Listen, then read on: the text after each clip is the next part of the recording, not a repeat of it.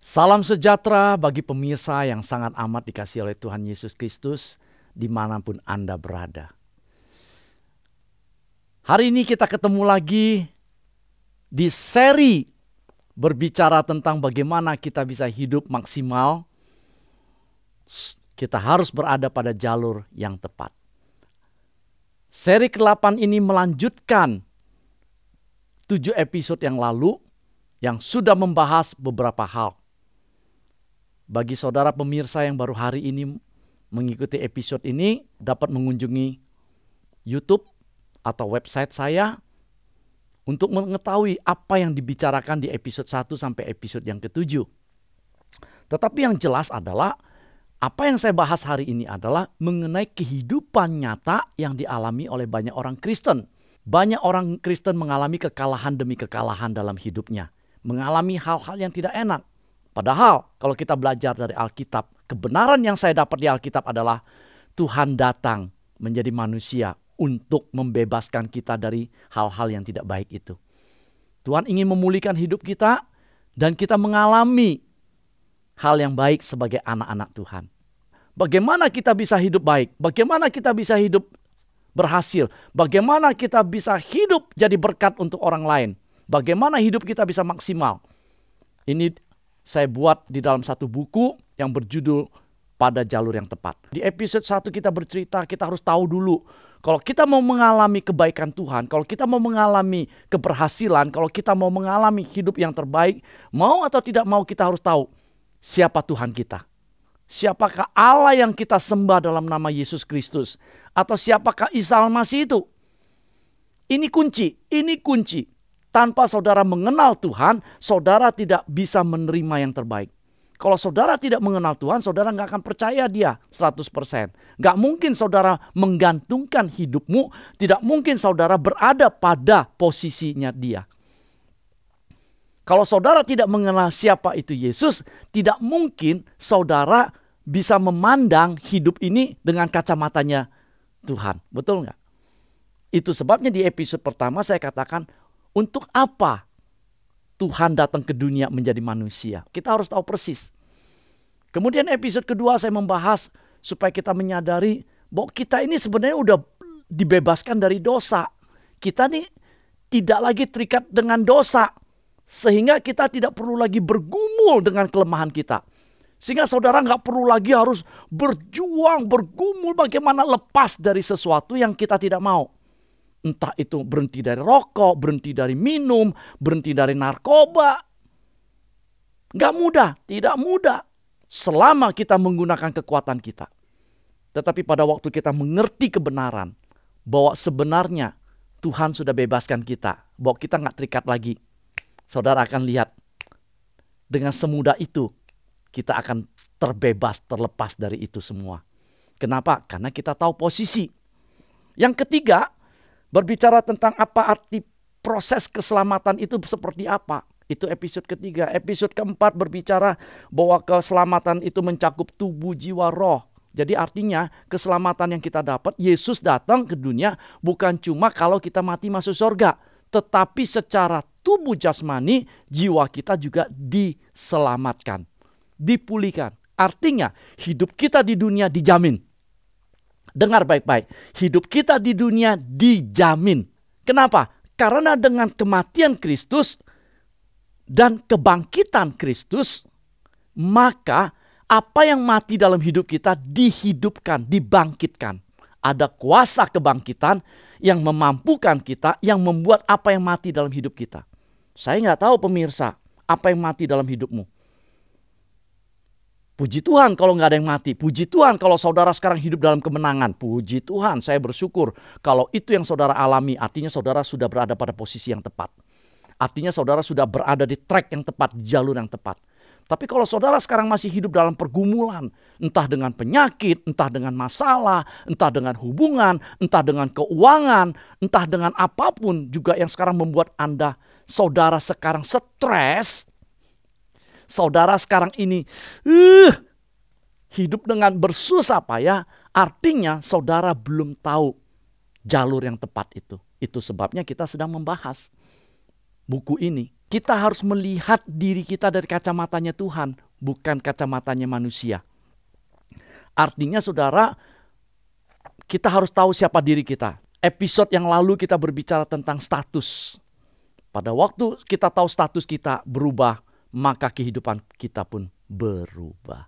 Jadi bagi saudara yang sudah ketinggalan atau saudara yang mau lebih komplit lagi, saudara dapat memiliki buku ini di toko-toko buku yang ada, entah di Gramedia, toko buku rohani, maupun di Tokopedia.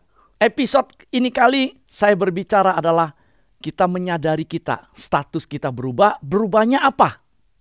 Yaitu saya jadi anak Tuhan yang sangat dikasihi. Oke, ini perlu saya pegang dan perlu terus-menerus saya perkatakan kepada diri saya. Mengapa?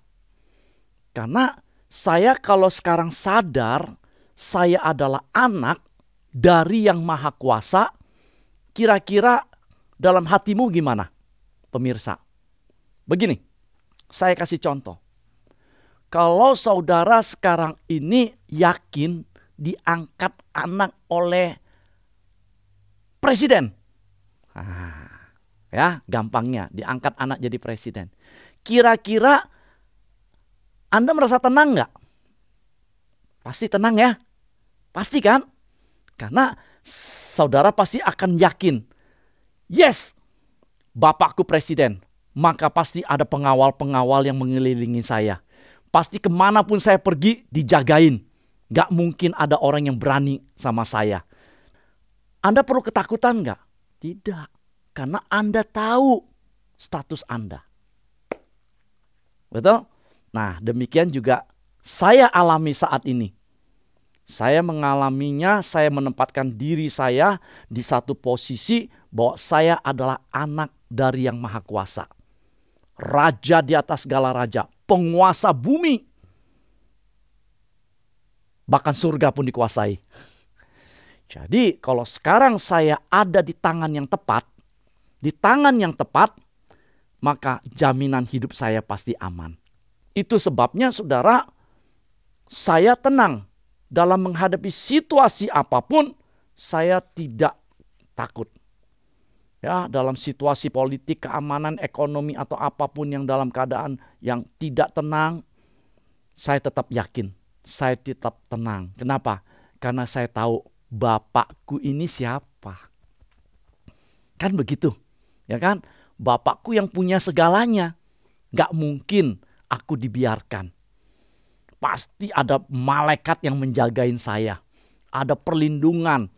Ya, kalau presiden aja dijagain, apalagi anak raja di atas segala raja. Ya, malaikat berkeliling di tempat kita. Kita dijaga, dipelihara, dilindungi, dijauhkan dari mara bahaya. Pemirsa yang dikasihi oleh Tuhan, hal yang penting sekarang adalah kita harus tahu betul nggak kita ini anaknya Tuhan. Nah, mungkin banyak orang bertanya-tanya, kok enak sekali ya jadi orang Kristen, ngaku-ngaku bahwa pencipta langit bumi itu, bahwa Allah itu Bapaknya.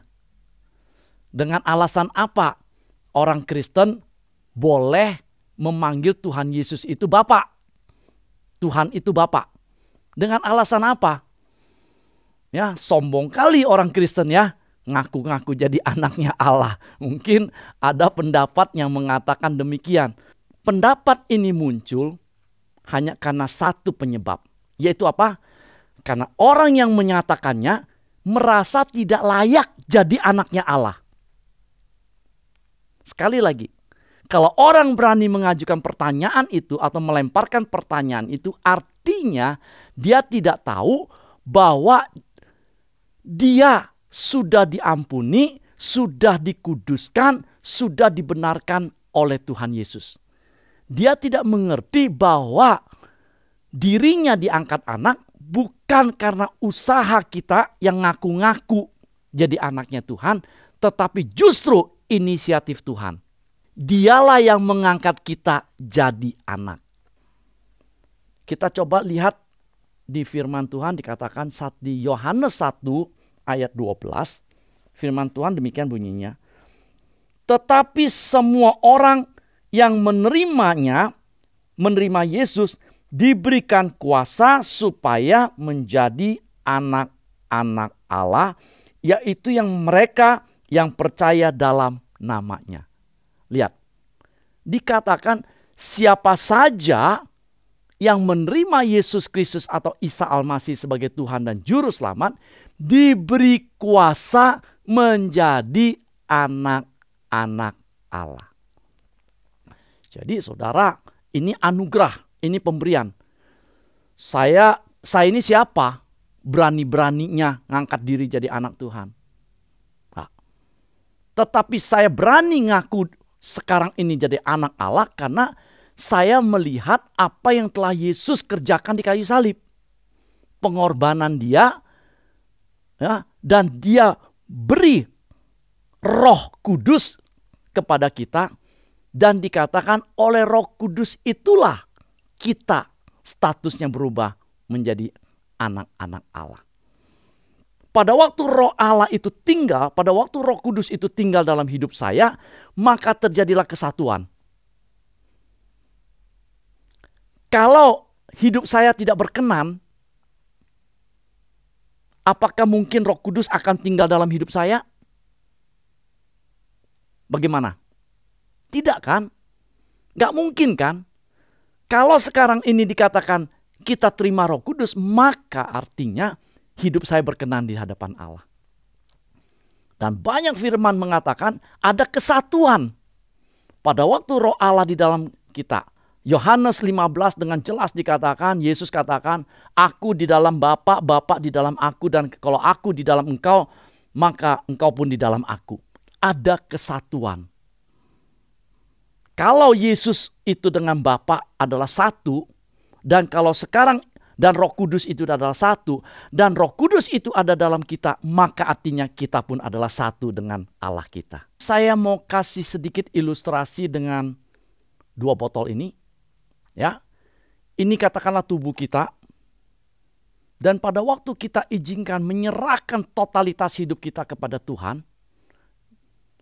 Nah, saudara lihat, pada waktu kita berserah dengan Tuhan, kekosongan yang ada pada diri kita itu akan dipenuhi oleh Allah. Dipenuhi dengan Allah, oleh Roh Allah, sehingga pada waktu kita izinkan tubuh kita, hidup kita dipenuhi dengan Tuhan, saudara lihat hidup kita akan penuh. Hidup kita penuh bukan oleh kita lagi, tetapi oleh Allah. Tadi Roh ini sekarang ada di mana? Ada di sini, betul? Menyatu dengan kita, betul? Dia menyatu sekarang dengan kita. Kalau air ini menyatu di botol ini yang tadinya asalnya dari botol ini, sekarang dituang ke sini, maka air yang ada di sini menyatu dengan air yang ada di sini. Saudara bisa memisahkan air ini? Mana air yang pertama dan air yang kedua? Gak bisa. Menjadi satu kesatuan. Dan yang terjadi adalah kepenuhan air ini. Maka kita bisa minum sepuasnya. Kita bisa menikmati sepuasnya. Karena keberadaannya air ini, botol ini sudah penuh. Nah, mudah-mudahan dengan ilustrasi ini saudara nangkep. Bahwa pada saat kita berserah, Roh Tuhan turun, ya, dengan jelas juga tadi kita sudah baca di sana, dan saya coba ulangi di Roma 8 ayat yang ke-15 dikatakan, sebab kamu tidak menerima roh perbudakan yang membuat kamu menjadi takut lagi, tetapi kamu telah menerima roh yang menjadikan kamu anak. Sekali lagi, saya memanggil Tuhan pencipta langit dan bumi ini sebagai Bapa, bukan usaha saya, tetapi ini semua atas izin dari Tuhan sendiri. Roh itulah, Roh Tuhan, Roh Kudus itu yang masuk dalam diri saya, yang mengangkat saya, mengubahkan status saya, mengizinkan saya memanggil dia Bapa. Kenapa? Karena saudara dikatakan Yesus adalah anak, status ya, bicara ya. Tuhan turun ke dunia menjadi manusia, ini dikatakan anak. Kemudian setelah anak ini naik jadi satu, maka diturunkanlah Roh Kudus untuk menjadi penolong. Dan itu adalah Allah sendiri. Itu yang disebut dengan Tritunggal. Allah itu sendiri. Allah itu sendiri jadi pencipta, dipanggil Bapa. Allah itu menjadi anak, disebut anak. Allah itu menjadi Roh Kudus penolong, itu disebut Roh Kudus. Tetapi tiga adalah satu. Nah, pada waktu Roh Kudus itu yang adalah Allah itu sendiri masuk tinggal di dalam saya, kira-kira kita nyatu nggak dengan Tuhan? Bersatu nggak? Satu. Artinya Allah ada di dalam hidup kita, kita ada di dalam Tuhan. Dan pada waktu Yesus sebagai manusia ada di dunia, dia statusnya apa? Anak. Itu sebabnya saudara, kita sekarang ini juga diangkat sebagai anak oleh Tuhan. Oh haleluya. Mudah-mudahan dengan penjelasan ini kita mengerti. Itu sebabnya orang Kristen punya hak memanggil Tuhannya Bapa dan menamakan diri kita anak. Kita lihat di 1 Yohanes 3 ayat yang pertama. Dikatakan, lihatlah betapa besarnya kasih yang dikaruniakan Bapa kepada kita. Sehingga kita disebut anak-anak Allah. Dan memang kita adalah anak-anak Allah. Karena itu dunia tidak mengenal kita sebab dunia tidak mengenal Dia. Ya. Nah, saudara yang dikasih pemirsa semua, bagaimana? Mau jadi anak atau enggak? Itu pilihan. Itu mau pilihan. Kalau saudara tetap ngotot bilang, enggak mungkin jadi anak. Terserah. Kalau saudara enggak mau jadi anak dan saudara tidak mau mendapatkan fasilitas anak, jangan mengeluh. Hidup ini sulit. Hidup ini kok susah banget. Kok hidup ini seperti ini. Jangan menyalahkan. Kok katanya Tuhan baik tapi mana kenyataan? Jangan salahkan Tuhan. Tetapi kalau saudara mau jadi anak Tuhan, maka saudara akan menerima fasilitas itu. Saya jamin saudara akan dapat fasilitas. Kenapa? Karena status kita berubah. Karena status saya berubah, maka saya berhak mendapatkan hak dan kewajiban sebagai anak. Sekali lagi dikatakan, lihatlah betapa besarnya kasih yang dikaruniakan Bapa kepada saudara dan kepada saya. Sekali lagi, bukti bahwa Dialah yang mengasihi kita. Dialah yang mengangkat kita jadi anak, bukan usaha manusia kita. Buat saya, terlalu bodoh saya kalau ada orang yang luar biasa ngangkat saya jadi anak, kemudian saya bilang nggak mau. Ya, apalagi raja di atas segala raja mau ngangkat saya jadi anaknya. Wow, artinya apa? Saya putra mahkota. Artinya saya jadi anak raja. Kenapa tidak saya mau terima itu? Kalau jadi anak raja, bagaimana kehidupannya? Pasti enak. Pasti enak. Nah, sekarang saya kembalikan kepada pemirsa yang ada di rumah. Pilihan di tanganmu. Baca lagi firman Tuhan di Roma 5 ayat yang ke-10. Dikatakan demikian, Roma 5 ayat 10.